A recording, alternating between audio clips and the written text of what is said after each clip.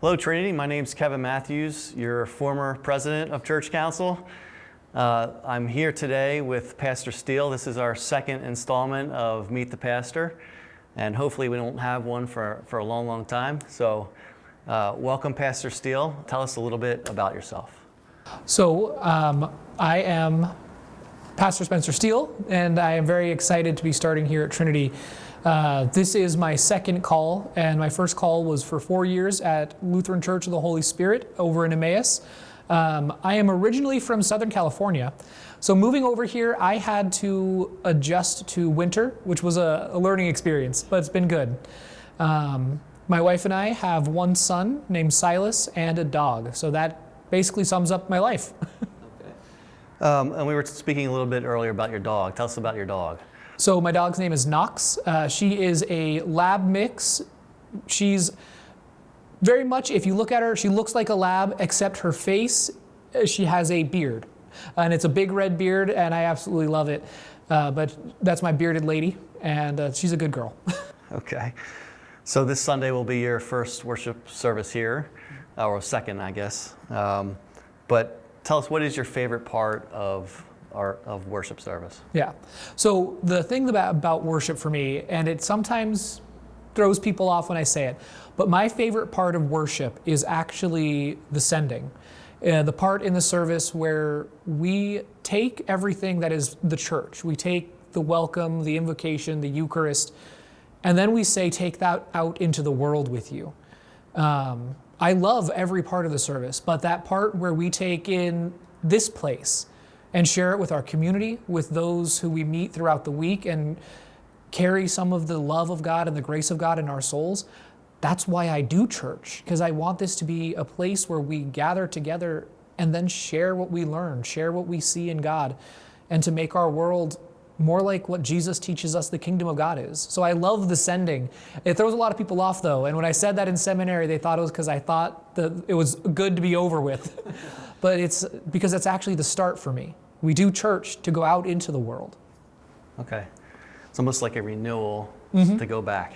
Okay. Yeah. And what led you to Trinity?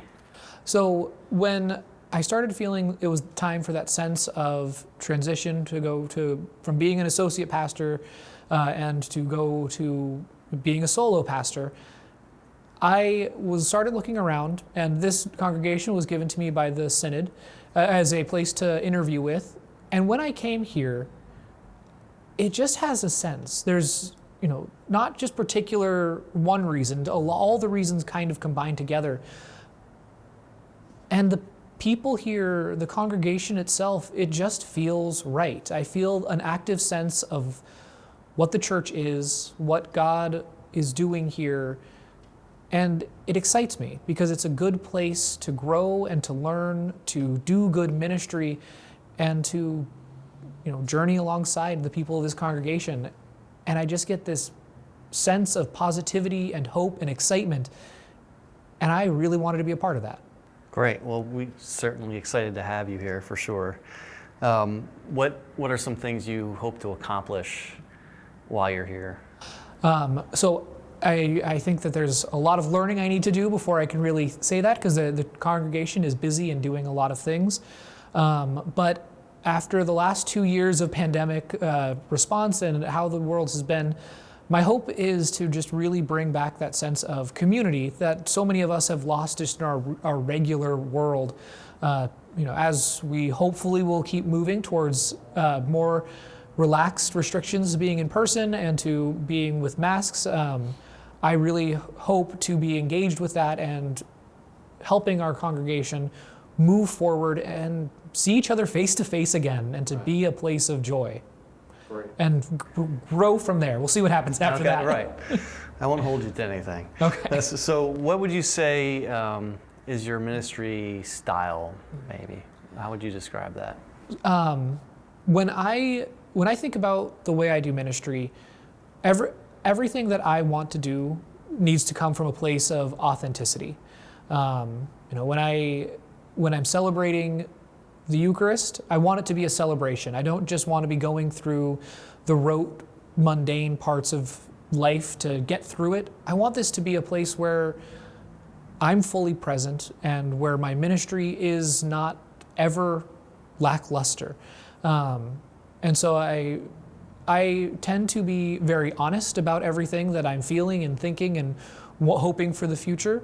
Again, we're always working together, so it's not just about what I do, it's a collaborative process, and I want us all to be involved, and I want us to all share in our ministry together, but I want to bring my full self to that, and my ideas, my hopes for the church, and then have us all work on that as a community to make the best version of all of our ideas. We're a team as a church, and Paul says that we should all be of one mind, and to do that, we have to communicate well, we have to share our stories and grow. Okay. I'll ask you some easier questions now, okay? So what do you like to do for fun?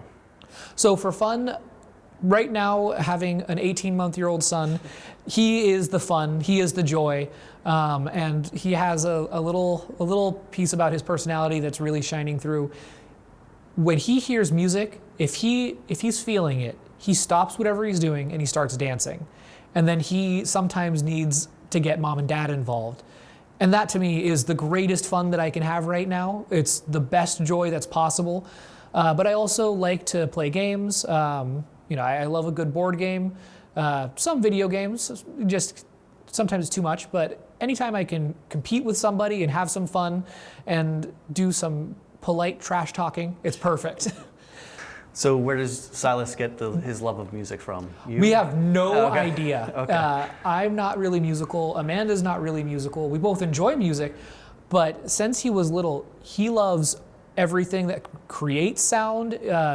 My grandparents his grandparents bought him a little drum set, which he enjoys to our chagrin, but he really loves it. And I have no idea where it comes from, but everything musical is attractive to him, and it's really cool. Okay, who is your favorite superhero? Okay, that one has shifted a lot for me. But right now, I'm actually going to have to go with and revert back to my brother's favorite superhero, which is Iron Man. Okay. He's just awesome, and I think they did a really good job with Tony Stark through the movies. That, and I think also Doctor Strange, because he's just cool. Okay. And do you have any, how about staying with superheroes? If you had one superpower, what would that be? Oh, if I had one superpower, it would be instantaneous teleportation. Okay. Yeah, I could get so much done in a day. And do you have any family traditions? Family tradition-wise, Amanda and I, not too many. We're trying to building those as we're growing as a family. Really just try to get together. That's all the holiday traditions. Those are the big things for us. Pretty regular, when it comes to Christmas, all of those things. I think one tradition that, trying to think of a good tradition for my family, but one that on my side of the family, whenever we gather for Christmas, we always try to do, because we are a large family, a white elephant of some kind. And the gifts range from like a brick that's been painted golden to, people giving, $20 gift cards, not expensive things.